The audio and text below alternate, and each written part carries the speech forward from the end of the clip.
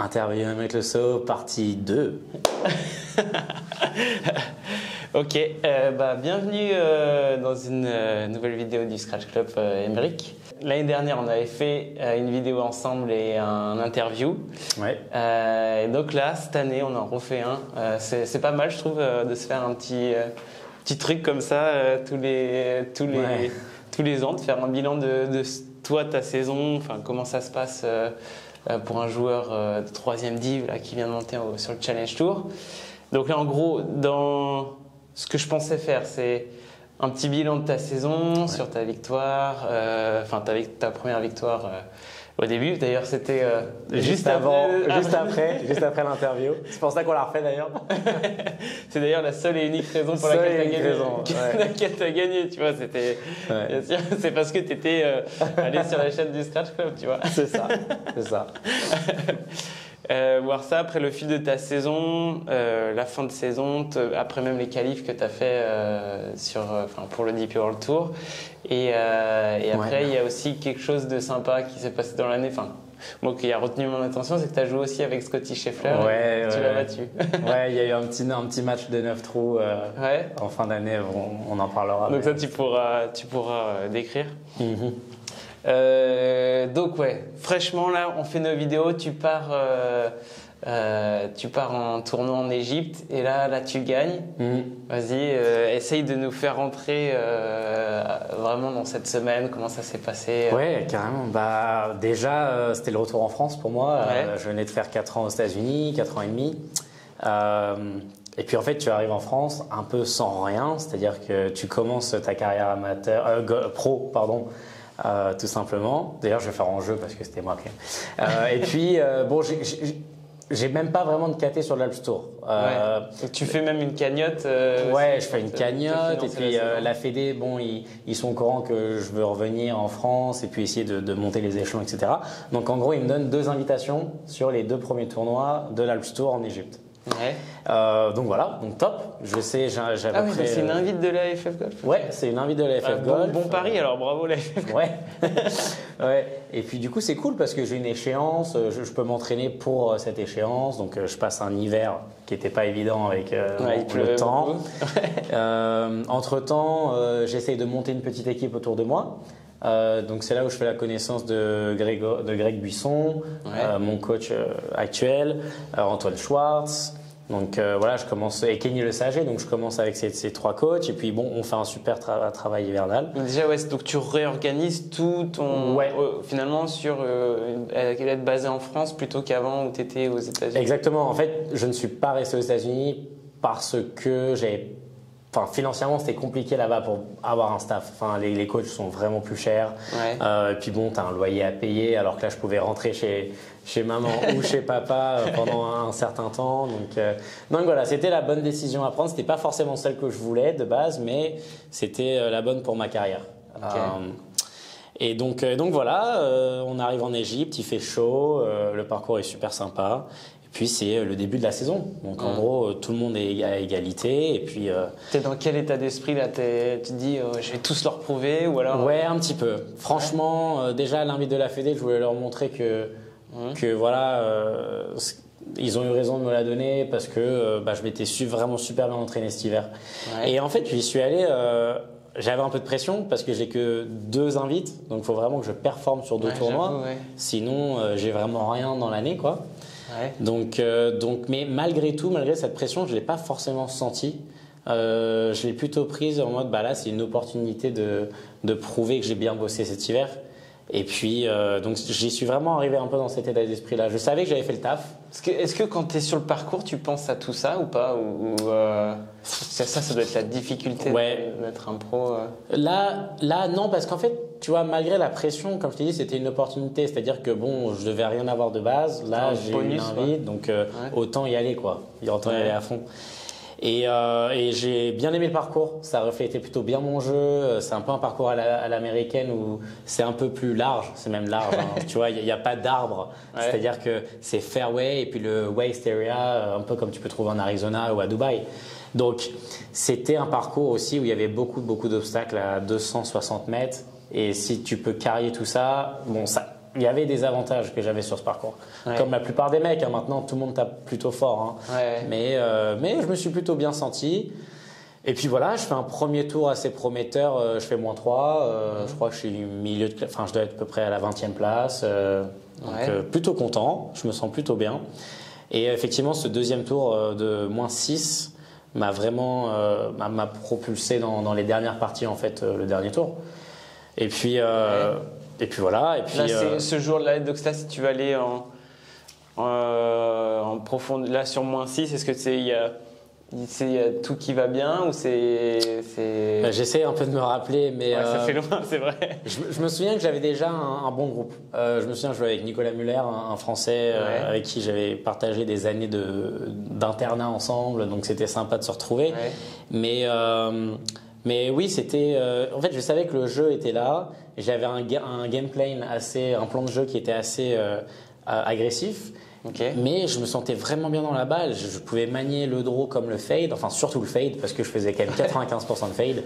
On le voyait dans la vidéo, on a fait le match. Oui, voilà. Et voilà, et puis j'ai juste un peu récité ma partition, c'est-à-dire que je jouais les zones que j'avais définies. Je me souviens avoir aussi raté des putts, même si c'était -6. C'est juste que voilà, j'étais bien dans la balle, c'était une belle partie. Et je me souviens que je finis assez fort, je finis avec 3 birdies sur les 4 derniers. Okay. Donc voilà. Et puis en rentrant mon putt pour par au 18, je vois que je suis à 2 coups de la tête et en troisième position. Ok. Et là tu te dis quoi? Je me dis c'est cool. Je me souviens, j'ai pris une photo du leaderboard avec moi parce que je me suis dit bon, c'est mon premier tournoi pro en Europe. C'est cool, il y a marqué Losso, 3e position. J'ai pris une photo avec le jeune Égyptien qui mettait les scores. Ouais. Et puis voilà, puis je suis rentré le soir. Il y avait pas mal de Français à table. On a discuté un peu de tout et de rien. Je me suis déconnecté et puis je me suis préparé pour le dernier tour. Ouais, donc là, la veille, est-ce que c'était facile de dormir la veille ou En fait, vraiment. Cet état d'esprit, c'est ça, je pense que c'est ça qui est super important, c'est la visualisation. Et en fait, je me visualisais des mois en avance être à ce moment-là. Ouais. C'est-à-dire quand j'étais cet hiver chez mes parents, tu sais, revenir un peu à la réalité, alors que les États-Unis c'était un rêve. Et tu sais, je m'endors le soir et je me suis dit non, c'est pas possible, je peux pas rester entre guillemets. Là, dans cette 3e div, mon but c'est de revenir aux États-Unis et tu vois, je me visualise gagner des tournois. Je me visualisais le début de saison dès que je savais que j'avais une invitation pour l'Égypte. Ouais. Je me visualisais un peu, voilà, alors qu'est-ce qui se passe si je suis en dernière partie donc tu vois, comme si tu étais un peu déjà préparé finalement avant même de. Ouais, carrément. Et en fait, du coup, je m'endors le soir. J'ai pas eu de difficulté à dormir. Je me souviens, j'ai quand même médité un peu le soir. Un gars qui s'appelle Joe Dispenza, je sais pas si tu connais. Non, je vois pas. C'est Joe Dispenza, je te montrerai, mais c'est un Américain qui est assez fou. Tu t'endors direct quoi. Et puis le dernier tour, oui. Alors le dernier tour, j'ai commencé à sentir un peu le stress le matin quand je me suis levé. Mais encore une fois que tu arrives au golf et que tu sais quoi faire. Ouais. Vu que t'as ta routine. Oui, j'ai ma routine. Je commence à taper des balles. Alors je fais peut-être un petit peu plus attention à ma respiration parce que je sens que ça monte un petit peu plus vite. Intéressant. Ouais. Mais sinon non, c'était juste une autre partie de golf en fait. Et je me souviens, je fais birdie pour commencer. Ouais. Et ça m'a vraiment bien mis dedans. Malheureusement au 4, je fais un double bogey sur un par 3 qui était super dur. Les greens commençaient à vraiment être fermes. Franchement, je mets une trace au fer 7. Je me souviens, elle rebondit bord droit de green, kick à droite, tac, tac, tac, et elle va dans l'eau. Bon, c'est une chose que tu peux pas contrôler. Je fais double dessus. T'arrives à maîtriser tes émotions. Oui, ben non, là, tu vois, j'étais un peu dans l'incontrôlable. Enfin, j'étais dans le j'ai pas eu de chance. Comment elle est dans l'eau celle-là? C'est dommage, j'ai bien commencé, etc. Mais je me suis juste rappelé, je me souviendrai toujours cette phrase. Je me suis rappelé qu'il y avait de pire dans la vie que de faire un double bogey. Enfin, c'est vrai. Tu voyais les gens qui travaillaient sur l'autre parcours parce qu'il y avait un autre parcours et il y avait des travaux, tu vois. Ouais. Et tu voyais les Égyptiens sous 35 degrés. Tu vois, et en fait, ils avaient le sourire. Et moi, je me suis dit, mais j'ai une chance énorme de pouvoir jouer au golf déjà. Ouais. Et je suis en dernière partie de mon premier tournoi en Europe, enfin, en tout cas du circuit européen de l'Alps Tour. Et il y a pire, quoi. Donc juste va jouer au golf. Et à partir de là, j'ai fait une partie incroyable où je fais -5. Sympa. Et avec un eagle au 17 qui me permet de gagner. Ouais, donc avant, tu n'étais pas leader. Non. Du coup, je regarde pas les scores. Ouais, tu regardes pas les leaderboards. Non, je regarde pas les leaderboards. Bon, à part quand le panneau il est vraiment en face de toi, là t'es un petit peu obligé. Mais non, j'égare un petit peu mon drive au 17 et j'ai un coup un petit peu compliqué où j'ai un obstacle devant. J'appelle l'arbitre, je lui demande est-ce que je peux bouger l'obstacle si c'était des tuyaux. Okay. Et il me dit non, tu peux pas parce que ça touche pas ton swing. Et donc moi qui tapais forcément tout le temps des cuts, bah là j'étais obligé de faire un draw. Et c'était le premier draw du tournoi. Mais tu vois, pareil, c'est juste grâce à ta mentalité et au fait de te faire confiance. J'ai tapé un draw au fer 4 qui a fini à 2 mètres et j'ai rentré le putt.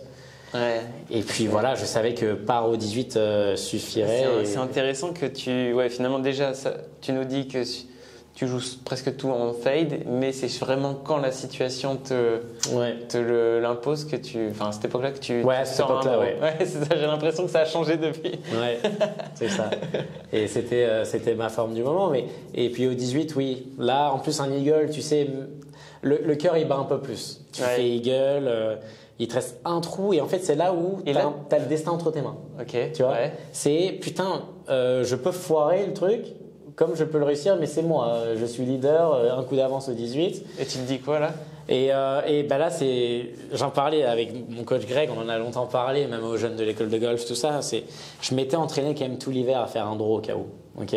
Et au 18, il y avait vent gauche-droite, c'est un dogleg gauche, hors limite à gauche, palmier à droite. Et si tu veux, si je voulais faire mon fade un peu sous pression, il fallait vraiment que la balle elle parte hors limite, c'est-à-dire au-dessus des maisons. Tu vois. Et je le sentais pas. Je me suis dit, putain, je sens que, tu vois, j'avais déjà fait un peu un refus au 17. Et je me suis dit, écoute, tu t'es entraîné tout l'hiver à faire des draws. Vas-y, fais un draw. Et j'ai mis une plate en draw, mais magnifique. J'ai cassé le fairway en deux.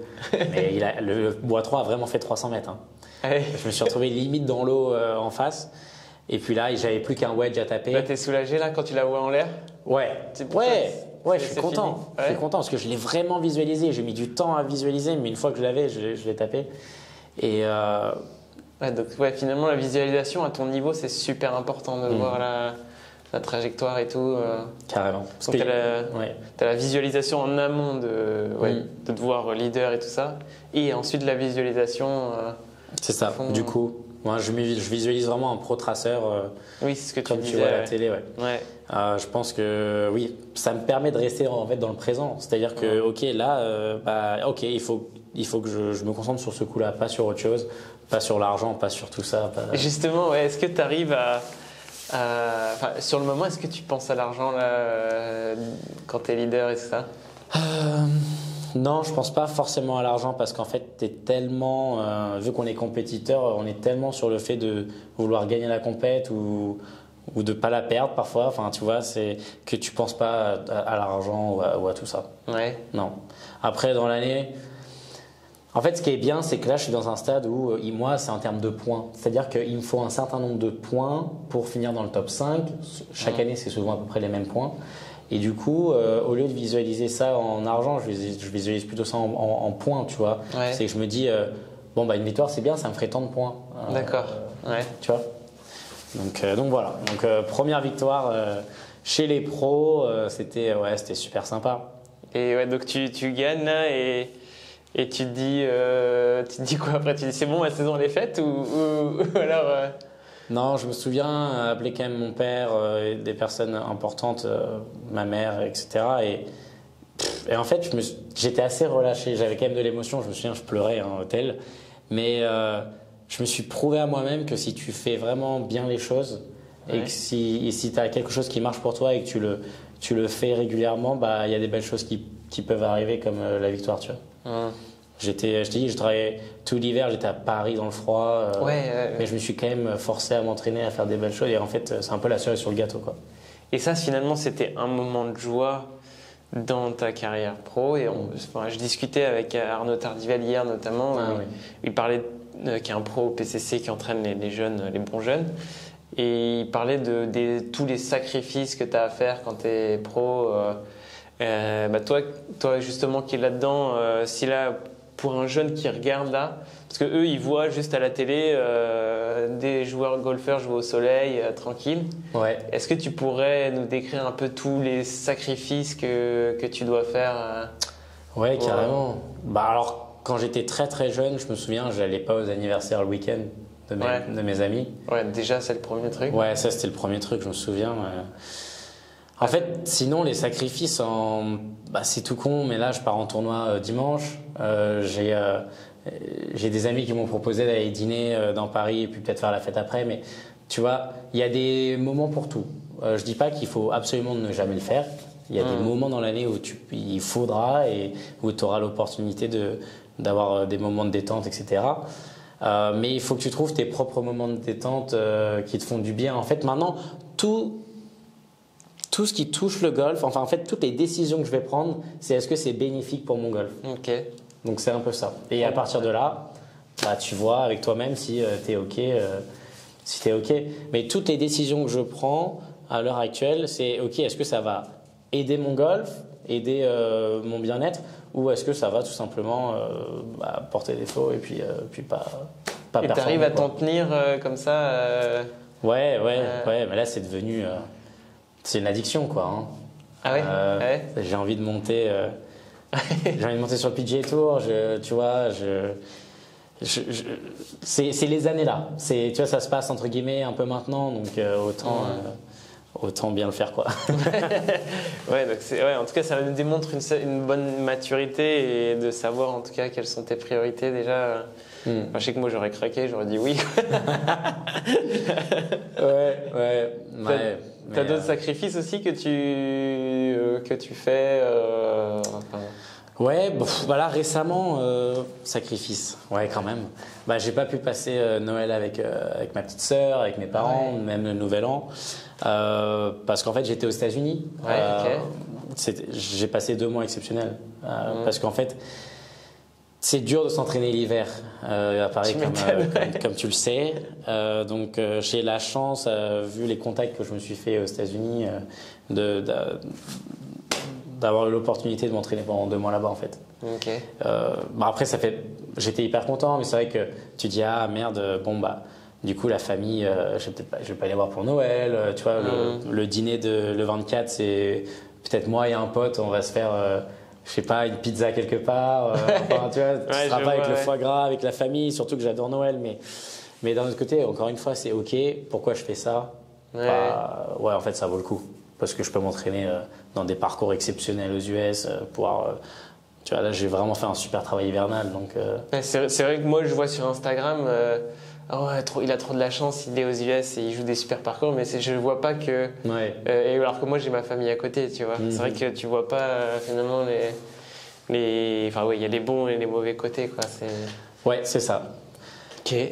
Et ça reste quand même un kiff. Donc il y a des sacrifices, mais il y a quand même beaucoup de kiff. Et c'est quoi ce que tu kiffes le plus du coup dans cette carrière la compète. Moi je pense que la compète, c'est que ce soit contre toi-même ou avec toi-même ou les autres, c'est vraiment, je dirais,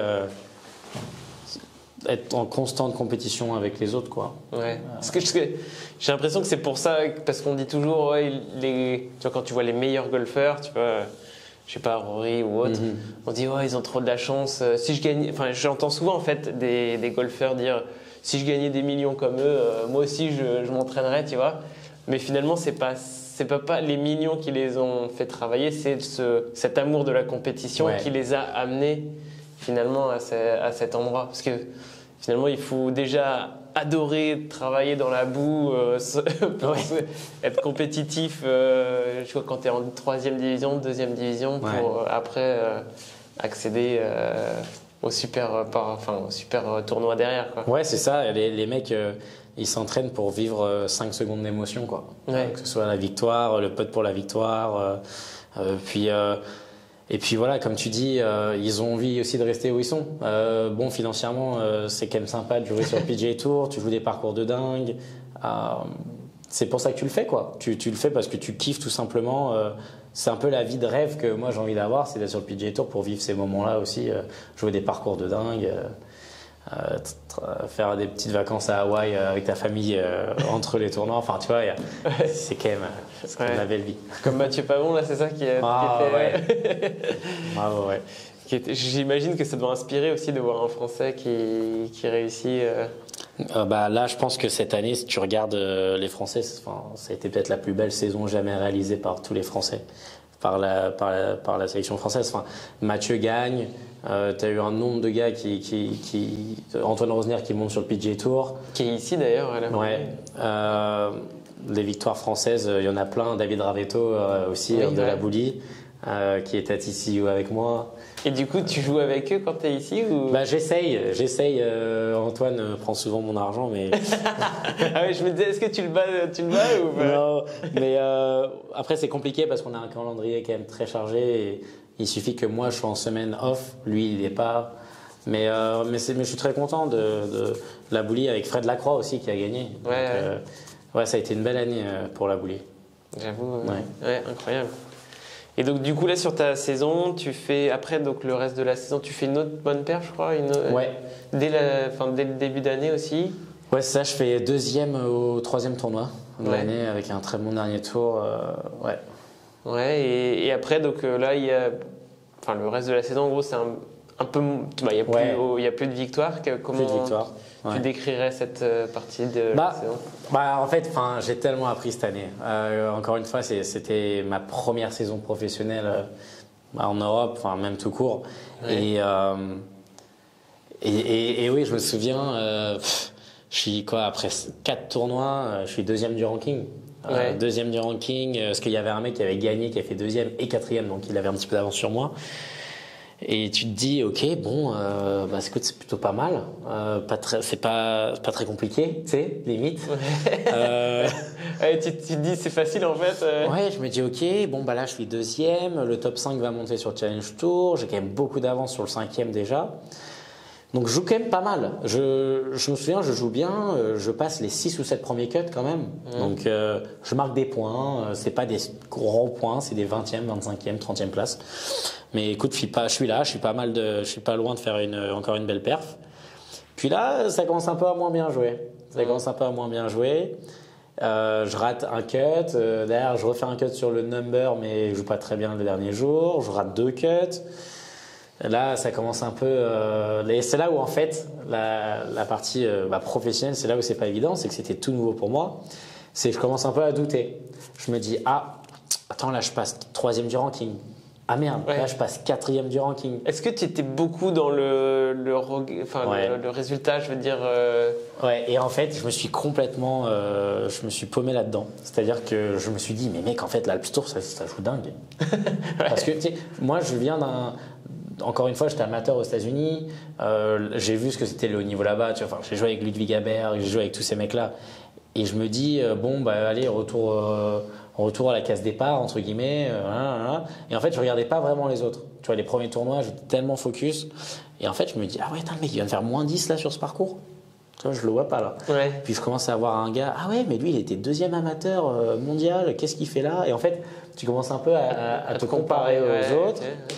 Et puis moi qui jouais moins bien, je regarde les scores. Puis à un moment, je me dis, ok, alors là, je suis 3e du ranking. Le 4e, combien il a joué aujourd'hui? Tu vois? Ah ouais. Et je commence à regarder derrière en fait. Je regarde derrière, exactement. Ouais. J'ai commencé à regarder derrière et j'ai vachement appris parce qu'en fait, c'est une chose à pas faire. Ok. C'est une chose à pas faire et c'est là où j'ai eu besoin un peu d'une aide mentale. Ouais. Et j'ai fait appel à Amélie Cazé. Qui est championne du monde, d'ailleurs plusieurs fois championne du monde de pentathlon moderne, je crois. Okay. Ouais. Et, qui est basée à Paris ou? Ouais, elle est dans le coin. Ouais. Et elle m'a fait énormément de bien parce que, en plus, entre-temps, tu sais, dans une saison, tout n'est pas rose non plus. Tu peux avoir des problèmes un petit peu personnels. Enfin, tu as tout qui peut un peu rentrer dans ton golf. Ouais. Et moi, c'est ce qui s'est passé. J'ai un petit peu galéré, j'ai commencé à douter. Pourtant, le niveau était là. Hein. Tu vois, je tapais la balle aussi bien qu'avant. Mais le mental, c'est 98% du golf à mon niveau. À ton niveau, c'est vraiment ça. Oui, bien sûr. Parce que vous faites tous le travail physique, tous le travail technique, et après oui. c'est… Ouais. Oui, bah déjà comparé à il y a 10 ans, maintenant tout le monde bosse dur. Hein, on sait qu'il faut vraiment bosser pour y arriver, donc tu peux pas vraiment faire la différence par rapport au travail, etc. Mais tout le monde, enfin tu vois, si tu me regardes jouer, si tu me vois taper au practice et que tu vois les mecs, tu mets d'autres mecs du PGA Tour, peut-être pas les Scotty Scheffler, tu sais les Morikawa, tout ça, mais il y a quand même 150 mecs sur le PGA Tour. T'as aucune idée de la différence entre lui et moi, Genre tu peux pas savoir. Putain, lui il est sur l'Alps Tour et lui il est sur le PGA Tour, t'es sûr? Bah, je réfléchis, tu vois, j'ai vu les deux parce que j'étais au JO et j'ai pu tous les. Moi, j'étais choqué de la simplicité à laquelle ils avaient l'air de swinguer. Et quand je te voyais aussi jouer, ça avait l'air simple aussi. Ouais, c'est vrai qu'on voit pas. Et en fait, c'est mental, c'est la connaissance de soi, c'est l'expérience, c'est mental. Et du coup, tu as un truc que tu peux dire qui t'a aidé à passer un peu cette étape sur laquelle tu as travaillé avec Amélie, c'est ça? Oui, avec Amélie, ouais. Bah, en fait, j'aime bien la métaphore qu'elle m'a donnée sur… en fait, tout était brouillon. C'est-à-dire que, tu sais, limite, je sentais que je jouais moins bien, donc je m'entraînais 10 heures par jour au golf. Ah ouais. Et je m'entraînais de plus en plus, mais ce que je faisais, c'était pas de la qualité forcément. C'était juste de me prouver, ok, je viens de faire 10 heures à l'entraînement pour me rassurer. Et en fait, c'était de pire en pire. Et du coup, elle m'a donné l'image un peu de la boule de neige. Tu sais, la boule à neige que tu secoues là pour les gosses. Ouais. Et quand tu secoues, tu vois rien.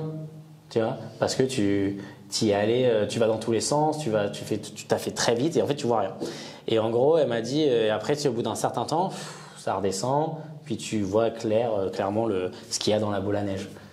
Et en fait, j'ai vraiment compris cette métaphore et je me suis dit, ah ouais, au lieu de vouloir trop faire, déjà, comment moi je me sens à l'intérieur ce jour-là, tu vois. Comment moi je me sens, c'est quoi les objectifs du jour, pourquoi je vais faire ça. En fait, je me suis toujours posé la question là, sur les derniers mois, ok, pourquoi je vais chipper? C'est quoi le but aujourd'hui du chipping? Ou alors, le putting, qu'est-ce que je vais vraiment faire au putting? Tu vois? Et en fait, ça m'a juste redonné un peu de l'ordre dans mes entraînements et surtout dans ma tête, ça devenait de plus en plus clair. Et je sentais que je progressais sur ah tiens, tu vois, le putting, c'est pas mal, effectivement, la tête un peu plus droite. Et en fait, bref, tu fais ça semaine après semaine et puis. D'accord. Et puis c'est. Parce que et avant, tu te demandes, t'allais un peu de partout et t'étais. Ouais, je me dispersais. Et quand tu dis pourquoi, par exemple, c'est quoi quand tu dis je vais faire là, t'as fait du chipping tout à l'heure, c'est pourquoi. Tu peux décrire ce que c'est, enfin quel est un pourquoi? Ouais, bah là clairement aujourd'hui j'ai passé la matinée avec Kenny, donc on a vu plein de secteurs. J'ai vu que dans les bunkers c'était une chose que je galérais un tout petit peu en ce moment. C'est-à-dire que tous mes secteurs sont vraiment super propres. Les bunkers c'est un petit peu moins. Donc avec Kenny on a bossé des sorties de bunkers. Et là je me suis dit bah écoute en attendant je savais que j'allais avoir 1 heure. Donc je me suis dit je vais faire 1 heure de sortie de bunker et de chipping pour vraiment sentir un peu ce que Kenny et moi on a travaillé ce matin. Okay. Et puis voilà, pouvoir lui faire un retour après soir. Tiens Kenny, tu vois finalement ancré un petit peu à gauche, c'est vrai que ça m'a bien aidé pour le bunker. Et en fait tu as des pistes après. D'accord. Ouais. Ok. Ouais, donc déjà d'avoir une raison avant chaque entraînement, c'est intéressant. Ouais. Bah tu vois le matin maintenant alors le soir avant de m'endormir, j'essaye de planifier la journée du lendemain. Ouais. Donc ça, je pense que, tu sais, en fait, c'est un peu comme un chef d'entreprise où, enfin, même toi, je suis sûr que même tout moi, le monde en tant qu'entrepreneur, c'est vrai que moi aussi, avant, je me levais le matin, je me dis, qu'est-ce que je vais faire aujourd'hui? Maintenant, je me suis inspiré de toi, où je planifie un peu toute ma semaine. Mais après, c'est différent, ça va être soit du montage, soit du tournage, soit du… mais au moins tu te disperses pas, tu sais que tiens le matin j'ai dédié ma matinée pour ça et tu le fais. Donc moi c'est un peu ce que je fais le soir avant de m'endormir, c'est que je fais le plan pour le lendemain et puis voilà, et puis parfois tu sais pas trop vraiment comment comment ça va tourner, parfois tu vas avoir des imprévus etc. Mais juste le fait d'avoir une feuille sur les notes, moi je fais sur les notes du portable et puis le matin je la relis et puis voilà, et puis c'est parti. Tu fais ta journée quoi. Et donc du coup là tu as cette période de doute et après je crois en fin de saison ça revient un peu bien, c'est ça? Ouais.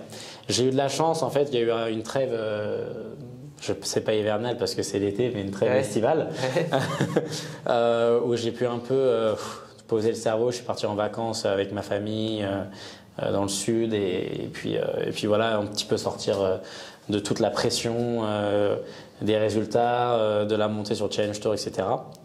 Puis j'ai bien bossé sur moi, sur le mental, entre guillemets, bien me préparer pour la fin de saison. Et puis j'ai eu une réunion avec Greg. Il m'a dit une chose qui était vraiment top. Il m'a dit voilà, Aymeric, il te reste 2 tournois. Il te reste 2 tournois. Tu sais où tu es. À ce moment-là, je suis 7e du ranking. Donc je suis sorti du top 5. Tu as 6 tours. Tu as 6 tours pour pouvoir monter sur le Challenge Tour. Et après, en fait, il m'a dit, tu vois, dans 6 tours, on va dire, on va faire à peu près en moyenne 70 coups.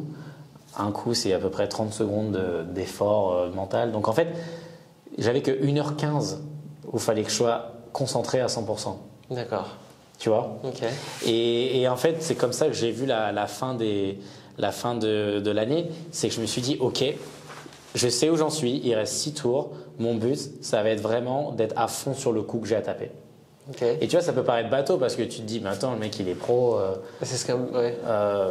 Ça veut dire que il y a des fois il sait pas trop ce qu'il fait, il joue quand même la balle. Bah ouais.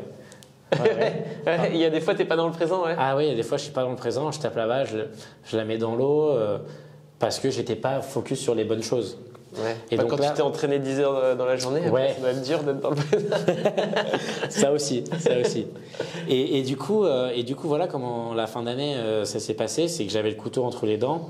Je me suis rappelé aussi mes objectifs, que mon but c'est d'être sur le PGA Tour plus tard et là je suis à 6 tours de pouvoir réaliser une première étape, de me rapprocher de ce rêve et du coup tout simplement je me souviens tous les coups que j'ai tapés c'était avec une superbe intensité où j'étais vraiment dans le présent et quand j'y étais pas je ressortais, c'est-à-dire que il n'y a pas un coup où tu vois parfois il y a un coup je voyais pas trop, hop je ressortais, je refaisais ma routine. Et puis je fais 2 top 5 pour terminer et me hisser 6e. Mais du coup, t'arrives 6e, là, décrit comment tu te sens à ce moment-là. C'était incroyable. La place la plus difficile finalement. Ouais, c'était incroyable parce que en fait, il reste 2 tournois, comme je t'ai dit. Le top 5 me fait prendre une place, donc je passe de 7e à 6e. Ouais, est-ce que quand tu faisais le dernier tournoi, tu savais que est-ce que si je finis à cette place-là, voilà. Et là, en fait, tu rentres vraiment dans une autre dimension mentale. C'est-à-dire, là, c'est dingue. On joue un tournoi en Italie et il y a vraiment de la pluie de partout. Enfin, le parcours est inondé. Ouais. Ça fait une semaine qu'il pleut, mais comme pas possible. Et on sait qu'on va pas pouvoir faire les 3 tours. On essaye, mais on sait qu'on va pas pouvoir faire les 3 tours. Okay. Premier tour, je joue bien. Enfin bref, pour te la faire courte, je crois que j'ai pris 16 et 17 greens sur les 2 sur le tournoi. Donc t'étais dans le présent. J'étais vraiment dans le présent. Malheureusement, le putting était vraiment... ça voulait pas rentrer, quoi. Ouais. Je peux pas t'expliquer, c'est juste que ça pouvait pas rentrer, un nombre de virgules, etc. Bref, je me souviens, interruption du jeu encore une fois à 3 trous de la fin. Ok. Et il faut que tu saches qu'à ce moment-là, je sais exactement où j'en suis. Et tu as Damien Perrier. C'est pas lui qui est passé 5e, non? Ouais, et en fait 4e même. Mais en fait, Damien Perrier, à ce moment-là, il a 2 coups d'avance sur moi, 3 trous à jouer. Ok. Et je sais qu'en fait, il faut que je fasse ex-aequo avec lui sur le tournoi pour que je me qualifie pour le Challenge Tour. Donc c'est soit je le bats, soit ex-aequo, soit il me bat, et dans ce cas-là, il va me passer devant. Parce que moi, j'étais... Est-ce que vous êtes des amis ou... Oui, on était amis. On était Enfin, on est amis. Pardon. On est amis. Et en fait, à ce moment-là, ce qui est dingue, c'est que je le vois sur le 7, parce qu'on jouait du 10. Le 7, donc il reste 3 trous, c'est un par 3 qui était super dur avec la pluie, le vent, etc. Et je le vois, il fait un hook dans l'eau. Et donc à ce moment-là, ça sonne, tac, tac. Moi j'ai un putt pour birdie que je rate, mais je me dis, ok, là j'ai 2 coups de retard, mais il vient de mettre dans l'eau. Donc tu penses à ce qu'il fait quand même. Interruption de jeu, donc au clubhouse pendant 3-4 heures. On essaie de faire passer le temps, mais c'est compliqué parce que tu as 3 trous de montée sur Challenge Tour, c'est-à-dire que tout ce que tu as fait l'année, ça repose sur 3 trous. Tu dois attendre et tout. Et en gros, on reprend. Et je le vois, il fait. Donc je suis au départ à ce moment-là. Et il joue devant moi. Et il fait chip de putt. Donc ça fait double.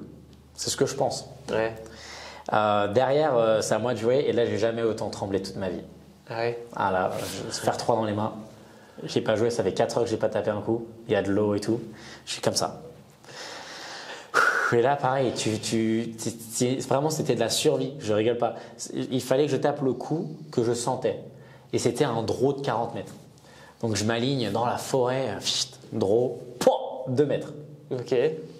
Là, l'adrénaline, je me dis, mais c'est dingue, ça peut être la crème renversée, là, tu vois. Ouais. Je rate le putt. Je rate le 2,50 m, je fais le tour du trou. Je me souviens, c'est filmé, c'est à la télé, ça fait comme ça. Oh putain. Bon. En plus, tu sais, ça, c'est pas. Des fois, tu peux faire un bon putt, mais je sais pas, le green putt, ouais. Une imperfection sur le green ou autre. Il avait tellement plu. T'as un peu oui. Ton année se joue sur. C'est ça. Mais je me dis, il a fait double. Ouais. Pas, on est ex-aequo, il reste 2 trous qui sont très compliqués. Donc je me dis, là j'ai mon destin. Pareil, si je fais par, pour moi, alors bien sûr j'ai envie de faire birdie, mais j'ai un plan de jeu pour pas non plus tout risquer. Donc je mets un coup de drive, coup de fer, milieu de green, 2 putts. Trou d'après c'est un par 5, on peut pas l'avoir en 2. Donc au lieu de mettre un drive, je mets un coup de fer, un recoup de fer, coup de wedge, 2 putts. Et en fait je vais et là je marque sur le green. Donc là juste tu crois que t'es qualifié? Donc là je marche sur le green et t'as un énorme leaderboard et tout. Et là, je vois Damien Perrier, moi à ce moment-là, je suis moins 3 total, ok. Je vois Damien Perrier, moins 5. Je me dis, putain, moins 5 fini. Je me dis, mais c'est mort. C'est mort, il a fini birdie en fait, ou un truc comme ça. Ouais. Et en fait, ce qui s'est passé, c'est que quand il a fait son hook au 7, sa balle était collée à un pont et le pont ne faisait pas partie de l'obstacle d'eau, donc il a pu avoir un free drop. Ah, donc toi tu croyais qu'il était allé dans l'eau voilà. Okay. Et en fait il fait un super... Et tu l'as vu dropper en fait? Ouais, je l'ai vu dropper. Et en fait il fait un super birdie au 18, apparemment il met un coup de fer incroyable à 1,50 m et il rentre le putt. Enfin voilà. Et donc du coup je suis dégoûté. Ouais. Je suis complètement dégoûté, mais d'un autre côté je suis fier de moi. J'ai tout donné.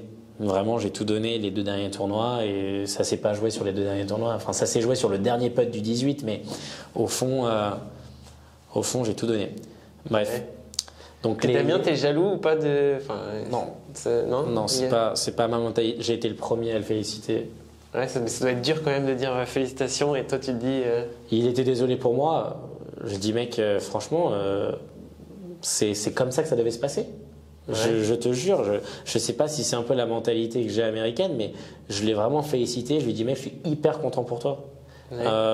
Il a quand même 38 ans, 37, désolé Damien si je me trompe, mais je savais s'il montait pas, il perdait tous ses sponsors. Bravo, bravo, franchement, bravo. My time will come, tu vois. Et du coup, c'était un petit peu dur, mais tout le monde partait. Et moi, j'ai décidé de rester, de regarder la remise des prix. Et c'est là où tu vois les 5 mecs avec la carte Challenge Tour. Ouais. Et tu te dis, bah ouais, moi, je suis pas là, quoi. Ouais. Mais j'ai vraiment utilisé ça pour me donner de la force. Je me dire, voilà où est-ce que j'aurais pu être. Donc, il va falloir que je pose plus dur pour pouvoir arriver dans ce top 5. Tu parlais de Scotty Scheffler aussi, qui à un moment, il disait que sur la 2e division américaine, à un moment, il devait faire un chip putt pour monter. Ouais.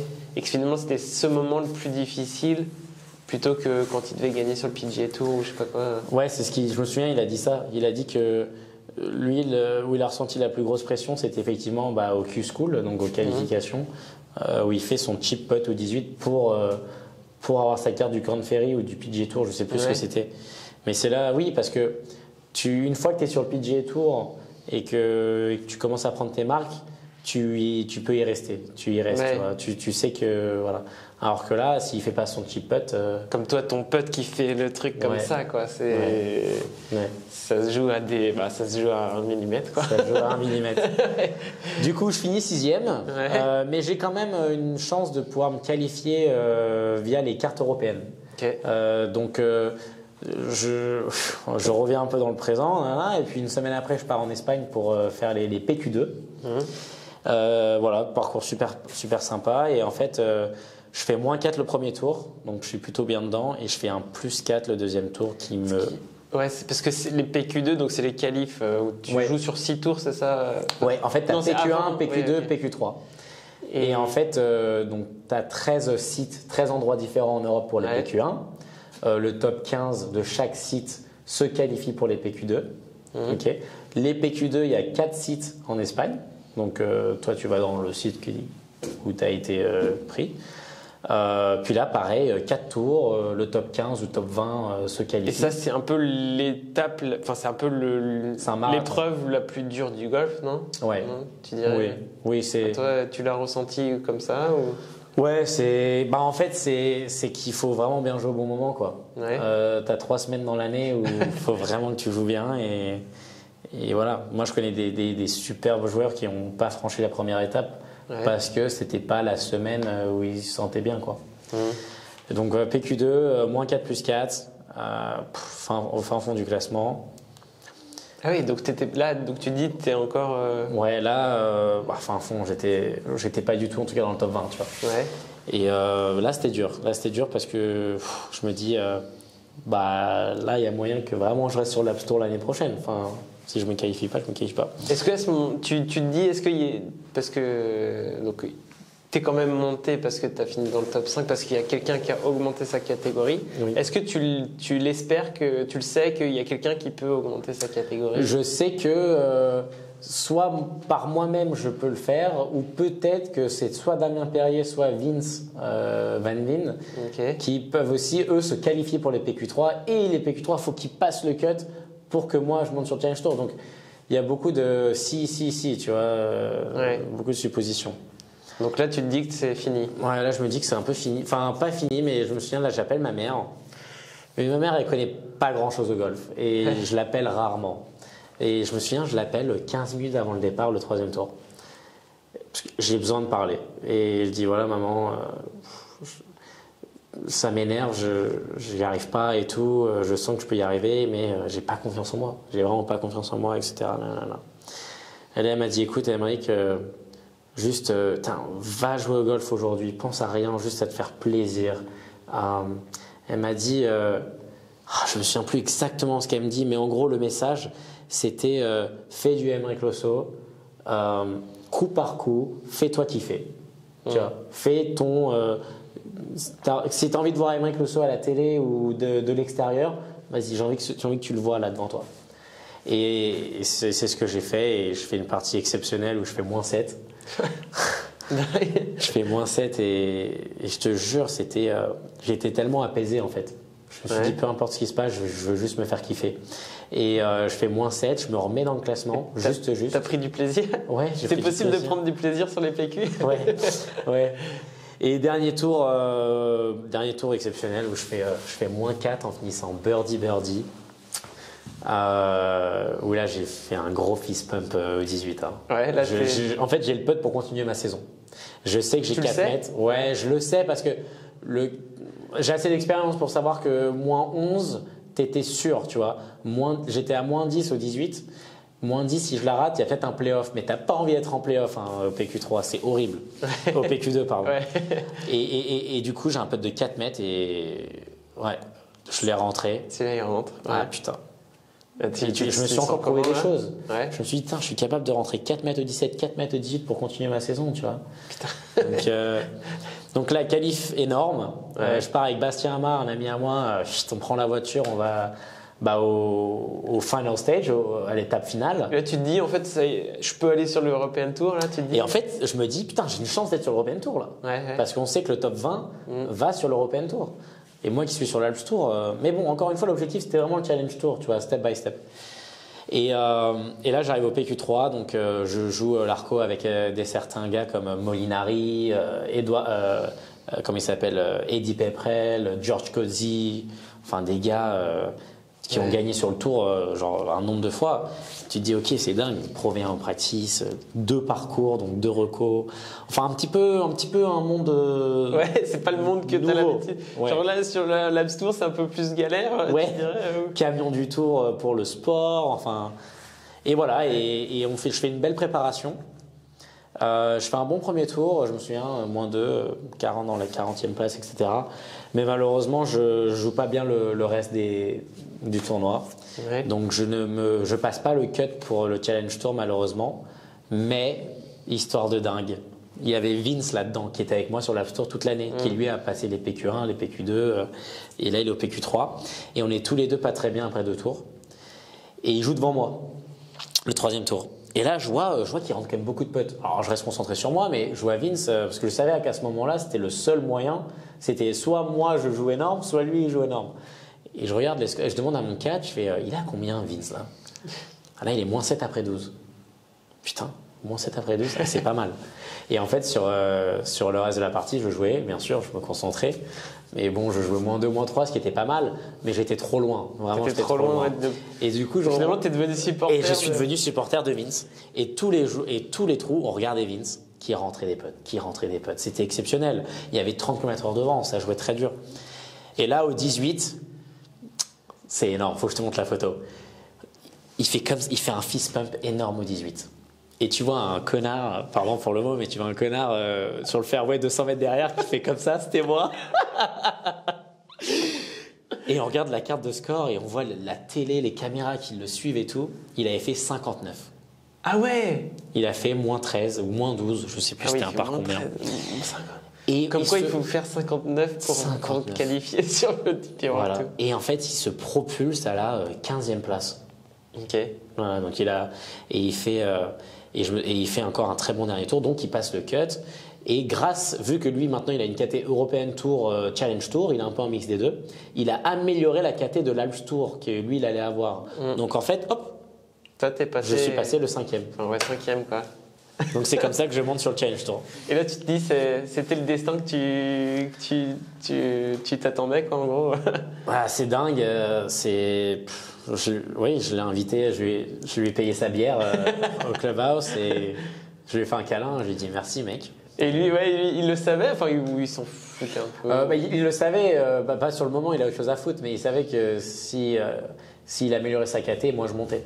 C'est un gars avec qui je m'entendais bien. Donc ouais, comme quoi c'est un peu le destin, mais tu vois, c'est pour ça qu'il faut s'accrocher parce que si j'avais fini 7e du ranking, j'aurais pas eu cette chance-là. Ouais. Donc c'est pour ça que malgré tout.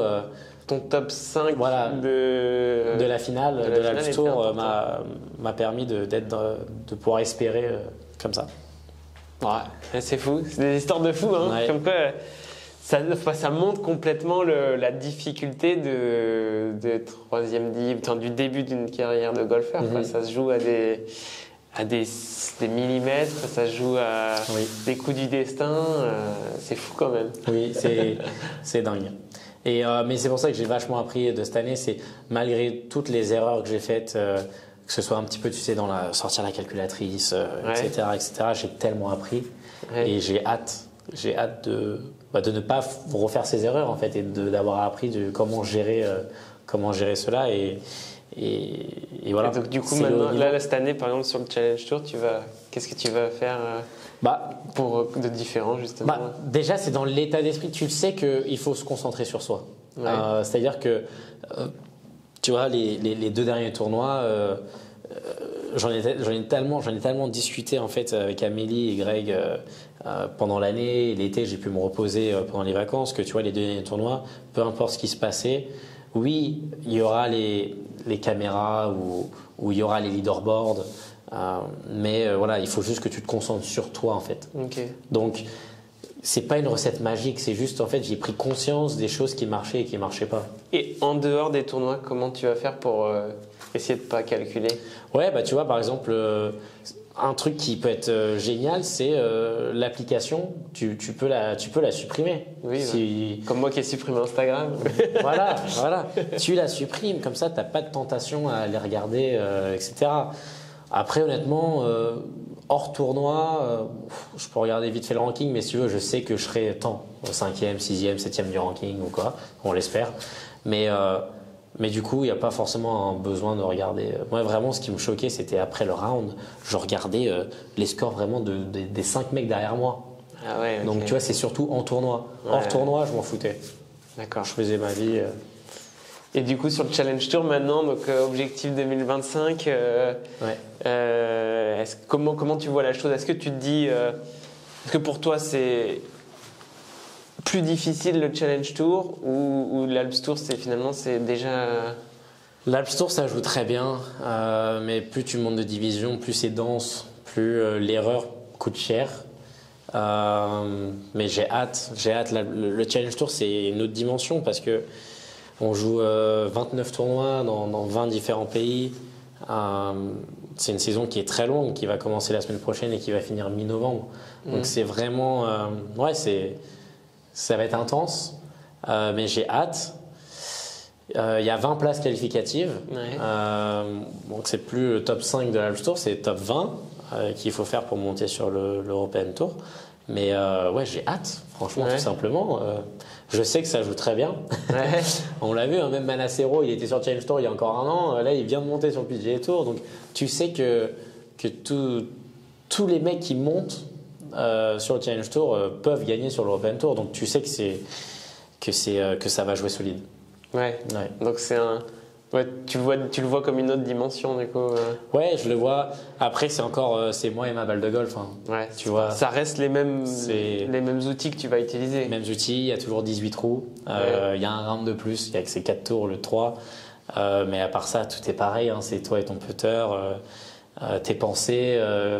Donc non, je me fais pas. Franchement, j'ai vraiment hâte de me comparer à ces mecs-là et de faire le mieux possible.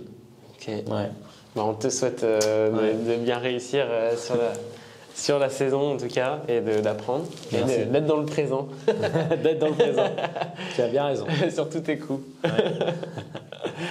Et du coup, je voulais en venir un peu à cette histoire avec Scotty Scheffler. Il y a même eu des articles dans l'équipe d'ailleurs qui disaient que. C'est dingue. Donc, parce que Scotty Scheffler, tu le connais un peu déjà, non, par rapport à votre foi commune, non, c'est pas ça ou... Non, en fait, il est allé à UT au Texas, donc c'est une école qui est pas très loin de TCU, mais on se connaissait pas du tout avant. Non, moi je le connaissais, mais lui ne me connaissait pas.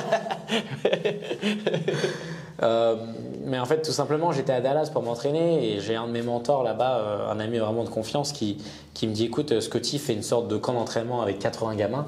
Il a besoin un peu d'aide et pour raconter un peu comment ça se passe la vie de professionnel en fait. Donc il y avait Parker Coody, que tu dois peut-être connaître, qui est sur le PGA Tour avec son frère et son jumeau. Puis T'avais Cooper Dorsey, il y avait Scotty bien évidemment, Sam Burns devait être là mais finalement il n'était pas là. Et puis voilà, donc il y avait moi, on était quelques pros et on a vraiment aidé les jeunes avec sympa, le golf, faire un peu, tu sais, faire des ateliers, des concours de putting, etc. tu vois ce que c'est que ma vie professionnelle alors.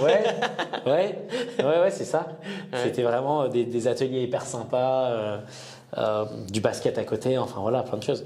Et pour en revenir avec Scotty, tout simplement, ce qui s'est passé. Attention, parce que dans l'équipe, quand même, ils disent que c'était prévu. En gros, c'était un 1v1, 9 trous. Enfin, ils le disent pas vraiment, mais t'as un peu l'impression que c'était géré avec les agents de chacun et tout. Non. En fait, je suis arrivé un jour plus tôt sur le site, ils s'entraînaient.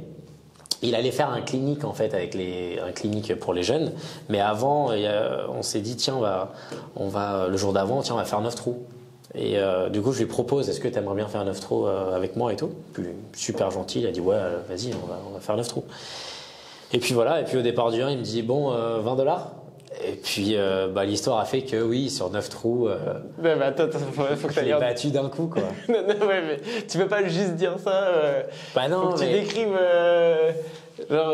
déjà quand tu le vois justement taper, est-ce que tu te dis il n'y a aucune différence entre lui et moi ou pas? Lui quand même c'est chaud comment il arrive à manier la balle. Je sais lui aussi il fait pas beaucoup de draws. Surtout des hauts draws, il les fait pas. Et à un moment, je lui dis, mais là, pendant qu'on faisait les 9 trous, hein, je lui dis, t'es capable de la faire haut draw, genre vraiment une haut draw. Hein.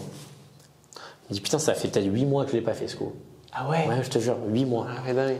Et il le fait. Et là, je me suis dit, tu sais, quand quelqu'un te demande un effet, mais tu sais que t'es pas confortable avec cet effet, c'est dur. Lui, il s'en fout. Hein. Il l'a fait. Ouais. Et justement, je me rappelle l'avoir vu taper au JO et je me disais, ça avait l'air tellement simple quand il swingait. Et j'étais assez étonné. Il est grand. Ouais. Il est costaud. Hein. Ouais, il est costaud. Ouais. Il est costaud. Alors moi, je mets vraiment des gros drives, mais je crois qu'il me met un bon 10 mètres au drive encore. Ouais. Ah ouais. Avec les cuisses que t'as, il tire comme. Ouais. non, c'était génial. Et puis, tu sais, c'est ce que je raconte à mes potes, c'est un gars tellement humble. Tu vois, il a beau être numéro 1 mondial, peut-être avoir eu la plus belle saison jamais faite dans le golf avec Tiger.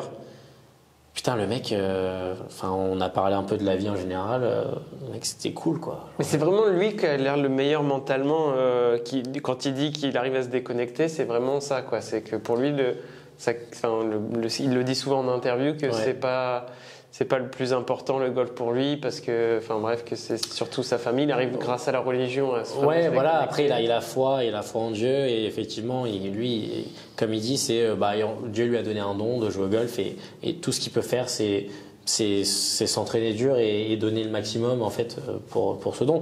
Mais peu importe la religion, etc. Moi, ce qui m'a vraiment impressionné chez lui, c'est la simplicité des choses, mais de le faire tout le temps. C'est-à-dire son grip, tu sais. Oui, ouais. Il check tous les matins, là. Tous les matins. Grip, posture, alignement. Enfin, j'ai envie de te dire, c'est ce que tu apprends aux mecs qui sont 54 d'index. Ouais, et lui, il le fait tous les jours. C'est grip, posture, alignement. Et donc, tu l'as vu le faire? Ouais, bien sûr. Il faisait. Ouais, je l'ai vu le faire. En fait, il y a 2-3 points vraiment que je retiens de cette journée avec Scotty. De un, c'est comment il est détaché du golf parce qu'en fait, il a un entourage aussi. Et ça, c'est hyper important, c'est qu'il a un entourage qui est super positif. Il a vraiment des gens autour de lui qui lui veulent du bien et toutes les personnes un peu négatives parce que quand même quand tu es numéro 1 mondial tu sais que tu vas avoir beaucoup de gens de sollicitations de grabbeurs et lui en fait il fait un super taf à savoir ok est-ce que cette personne pareil tu vois c'est un peu comme les décisions avec les sacrifices est-ce que cette personne elle est vraiment bien pour moi ou pas et en fait dès qu'il se sent un peu moins bien il sait les personnes ses mentors, que ce soit sa famille ou des amis ou des personnes quelconques, mais il sait où aller pour trouver un peu refuge quand ça va moins bien ou même comme ça quand ça va bien. Et donc en fait son entourage, c'est hyper important d'être bien entouré. Si tu t'entoures de personnes qui sont compétentes et qui sont positives, ça peut forcément que t'aider. Deuxièmement, comme je t'ai dit, les fondamentaux. Ce soit par exemple, lui, il a eu des gros problèmes de dos quand il était jeune. Et en fait, dès qu'il va au golf, sur le parcours, peu importe, que ce soit une partie de potes avec 4 potes à lui ou sur un dernier tour d'un master, 2h30 avant, il va à la salle de sport. D'accord. Voilà. C'est-à-dire que tu vois, une journée comme aujourd'hui où il est off, s'il décide d'aller faire 18 trous, il va aller à la salle de sport 2 heures avant. D'accord. Ouais. Et c'est tout con, mais c'est simple. Il va s'étirer, il va faire ces choses-là, mais il le fait tout le temps. Grip, posture, alignement. Et tout grip, le temps. comment il fait il a un outil, non? Il a un outil pédagogique. Je l'ai dans le sac. Il m'a un peu influencé sur ça, mais voilà, toujours checker. En fait, il m'a dit que le swing, il est ce qu'il est. On le connaît tous, son swing, etc. Mais il sait que quand il tape des traits, enfin des bonnes balles en tout cas, quand il sait ce qu'il veut faire avec la balle, c'est qu'il a une bonne posture. Okay. C'est qu'il a une posture qui est à lui, il sait exactement où mettre la balle dans le stance, il sait exactement le grip qu'il faut avoir et l'alignement des épaules, etc. Et en fait, quand il se sent pas bien, quand il y a des journées où il tape pas bien la balle, ce qui est rare mais ça arrive quand même, et en fait, au lieu de tout changer dans le swing, etc., il se prend en vidéo, avec Ted, son caddie, et en fait, il va forcément trouver un truc dans la posture qui a un peu changé. Et en fait, c'est comme ça qu'il revient. Ouais, c'est fou. Donc c'est pour ça, moi, c'est ce que je dis à mes potes, des bons amateurs ou même des pros, je pense que c'est important d'avoir un swing référence. C'est un swing, tu sais, dans l'année où vraiment tu tapes bien la balle, tu te sens bien, limite c'est facile. Tu prends ce swing en vidéo, tu le gardes, tu mets en favori là. Et je pense que c'est important de le ressortir quand il y a des moments où t'es moins bien. Intéressant. Ouais, ça c'est... Et va dans la partie les 9 trous où quand même tu le bats. Ouais, on parlait. Alors il y avait Parker à côté qui, lui, il s'est fait une opération à la main, donc il chipait, il peutait. Mais ouais, c'était vraiment bon enfant. Enfin, on n'a pas. Tu sais, j'essaye aussi de pas trop lui poser trop de questions parce qu'il va te dire Ricky, you got it, tu vois. Il est tellement simple. Et toi, tu te dis, je vais essayer de le battre, t'es en mode tournoi ou en fait, finalement, t'es décontracté? Finalement, je suis pas vraiment en mode. Alors, il y a un truc avec lui aussi, C'est ça, c'est le troisième point que je voulais te dire, c'est que lui, il adore jouer. Euh, il m'a dit dans une journée type, parce que bon, il a sa famille, son bébé, mais il essaye de faire dans une semaine off 2 semaines de parcours et 2 semaines d'entraînement. Pardon, 2 jours de parcours et 2 jours d'entraînement où il va répéter ses gammes, enfin voilà, un peu tous les secteurs. Mais il m'a dit, tu sais, malgré tout ça, je reste le Scotty Scheffler de 16-17 ans qui adore jouer sur le parcours contre n'importe qui. Et c'est ça qu'il a dit. Il a dit, moi, ce que j'adore au golf, c'est que tu peux toujours trouver quelqu'un pour jouer contre toi. Tu vois. Il disait même, je rends, je sais pas quoi, j'ai joué avec des 12 de handicap, je leur rends 20 coups, je sais pas quoi. C'est ça. C'est qu'à un moment, il peut très bien jouer avec des gars qu'il ne connaît pas, qui sont genre 8 de handicap, et il a envie de les battre. Voilà. Donc oui, c'était compétitif, mais c'était bon enfant, c'était 9 trous. On parlait aussi un peu de la semaine, comment elle allait se passer avec les enfants. Et puis voilà quoi. Je rentre, il rentre pas son pote au 9, moi je le rentre. Et puis voilà, tu le rentres et tu te dis, allez, est-ce que tu te dis c'est bon, je suis meilleur que le numéro 1 mondial Et bah non, mais après c'est... Bien évidemment, faut rester humble, mais c'est vrai que j'étais quand même content le soir en train de m'endormir. Je me suis dit, bon, j'avoue, je l'ai battu sur 9 trous. Ouais. Tu te dis, bon, sur 4 tours, tu sais qu'il va te battre. Tu sais qu'il va te battre, mais sur 9 trous, j'ai pu le tenir. Donc voilà. Par exemple, genre, quand tu vois son moins 7 ou moins 8 au Golf National, toi qui as été formé là-bas, tu l'as déjà fait, tu comprends comment c'est possible ou pas? Non. Non. Mais je comprends pas comment il peut être aussi... Enfin, il est tellement bon dans les moments où il faut être bon. Tu vois. Et c'est pourquoi? Parce qu'en fait, les moments où il y a haute pression, il arrive à se déconnecter. Il arrive à haute pression de quoi? Enfin, tu vois, c'est un état d'esprit qui est un peu hors du commun, mais c'est l'état d'esprit qu'il faut avoir. Ouais. Du coup, voilà. C'est cool, franchement. Je pense qu'on va conclure là-dessus, sur cet état d'esprit. Et puis, merci pour toutes ces anecdotes. C'était super. Toutes ces histoires, c'était sympa. J'étais vraiment. Tu m'as fait voyager dans ta saison. C'est gentil. Et j'espère que ça a plu à ceux qui regardent. Merci d'avoir regardé jusque-là, si vous avez regardé jusque-là. Et puis, tout le meilleur pour la saison 2025. Je te souhaite. Merci, merci de m'avoir reçu. Et puis, on se fera un autre débrief l'année prochaine. Ok, comme ça, ce sera parfait. Comme ça, quand tu seras sur le PGA Tour, tu en feras toujours ici. Ouais, on fera peut-être en visio ou peut-être que je reviendrai, on verra. Ouais. Mais tu joues l'Open de France cette année? L'Open de France, je pense pas. Si je le joue, tant mieux. C'est-à-dire que j'ai assez d'avance sur le Challenge Tour pour pouvoir avoir la wildcard et pouvoir jouer. Mais chaque tournoi est très important sur le Challenge Tour. Donc je vais peut-être privilégier. Je crois que c'est en même temps. Nous, on sera sûrement peut-être en Écosse. Du coup, peut-être privilégier le Challenge Tour. Mais l'Open de France, c'est un de mes rêves. Je le regarde depuis que je suis tout petit. Parce qu'il est à Saint-Nom, ça. Ouais, j'aurais bien aimé le national. Ouais. C'est mon parcours en plus, le national. Enfin, je l'ai joué un nombre de fois. Mais Saint-Nom, c'est génial. C'est un parcours extraordinaire. 2 parcours d'ailleurs extraordinaires. Donc j'ai. Si tu me vois à l'Open de France, c'est que ça s'est bien passé. C'est que l'année se passe bien. Donc, si tu fais le programme, tu veux qu'on peut faire la partie ensemble ou... Ouais, on va voir avec l'organisation, mais ça peut être sympa ça. De filmer, tu vois, le programme pendant qu'on joue, ça peut être intéressant. Non, mais le programme, si tu le joues, tant mieux, mais sinon, avec plaisir, tu restes à côté de nous. Mais ça peut être sympa aussi d'être dans les cordes et de filmer, peut-être d'en faire une vidéo aussi, où je mets ta partie sur les réseaux, si ça peut être intéressant. Grave, il y a plein de belles choses. Plein de belles choses à faire, Ok, super. Merci. Adrien. Et puis on se voit l'année prochaine. À l'année prochaine. Ciao.